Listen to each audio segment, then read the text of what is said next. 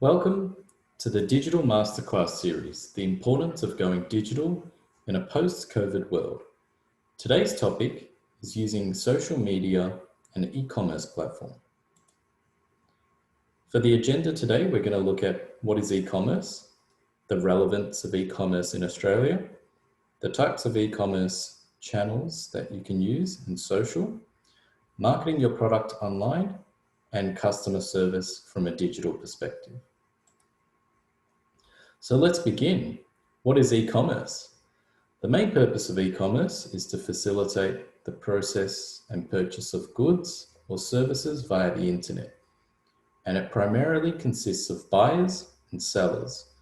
All you need is a computer and a smartphone with internet connection, and you're ready to go.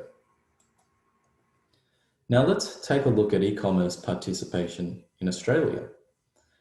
It's the 11th largest e-commerce market in the world, with a projection to reach $32 billion by 2024. E-commerce totals 9% of all retail trade in Australia. Some of the biggest participants include eBay, Amazon, Woolies, JB, Big W, Coles, and the list goes on. Over to the right here, we're looking at household online participation in January 2021. And 5.2 million people, the number of households that have shopped online just in January in 2021. So that equates to a 25% increase from last year. Now let's take a look at Australian online shopping and what people are buying online. This is a graph to represent January 2020 versus 2021, and it also gives the categories of the different types of products that have been purchased online. So we have variety stores increasing by 27%, fashion 40%, home and garden 48%, health and beauty 30%, hobbies, recreational goods 36%, media 20%, food and liquor, and 50%. And for more on this, you can head to ozpost.com.au, business e-commerce. Now let's take a look at the types of e-commerce and social media channels that are available for businesses or individuals to use. So number one, we're looking at social media platforms. You can use Facebook Marketplace, Facebook Shops, or Instagram Shops. You can also use a third-party commercial site, for example, Amazon, Alibaba, eBay, an app store, or something like that, etc. There's also the option for websites with a plugin, so you can integrate Shopify, Wix, and Squarespace.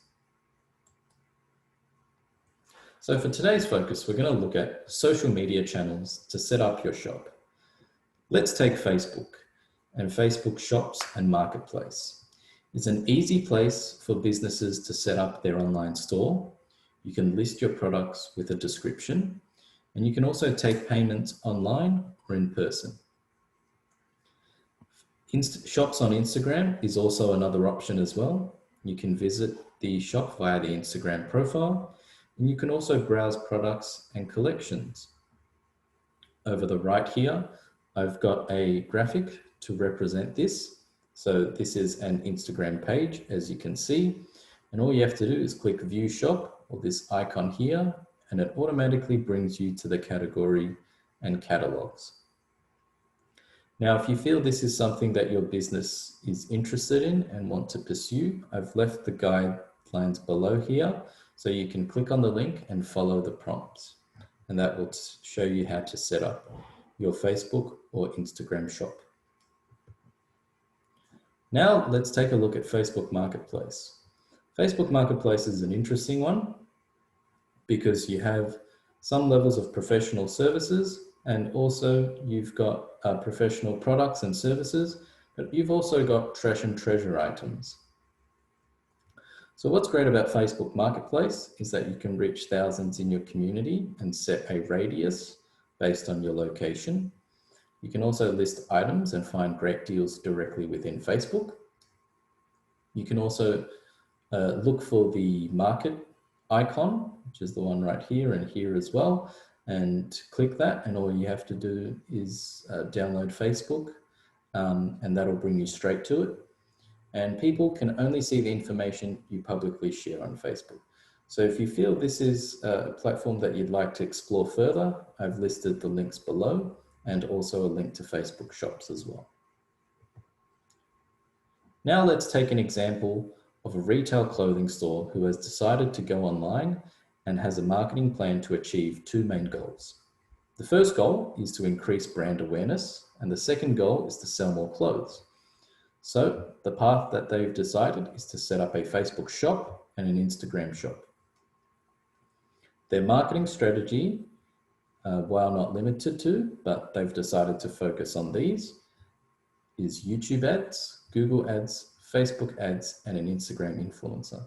Now, keeping in mind this is just a fictional example, but can be applied to many real-life situations as well. Now, after that they've used their marketing strategy, there is a process feedback, which essentially is a trial and error, which means testing out the different platforms and seeing what works. And second of all, gaining insight into what platform did well. So finding out where the most views coming from, where the engagement and community best sits on which social media platform, really plays a big part in delivering this key information to this retail clothing store. Now, something that I'd like to stress and really note the importance of before setting up an online store or going to switching to e-commerce is that there has to be a pre-launch checklist. Now, this pre-launch checklist is essentially doing all the necessary preparations you need before actually launching the e-commerce site. And there's a number of reasons why you need to do this, but the biggest one is visibility. Online visibility is key, and building towards that really takes time, strategy, and effort. So let's take a look at this pre-launch checklist for this retail clothing store that I've used as an example. So number one, they've focused on a niche, and they've done their research and looked at what their target audience is. Number two, they've find your ideal client. So they've gone into detail and looked at the demographic, the location, age range, interests and hobby of who their ideal customer is. Number three, that they've also used some personal brand building. So they've had a following on social media, maybe YouTube, Facebook, community group, an email marketing list. So they've built this pre-launch and hyped it up. Number four, differentiating yourself from a design perspective in clothing and retail. The example that I'm using earlier is that from a design and quality perspective, these guys really pride themselves on that. So you're not having the same store selling you the same product. They've also differentiated that.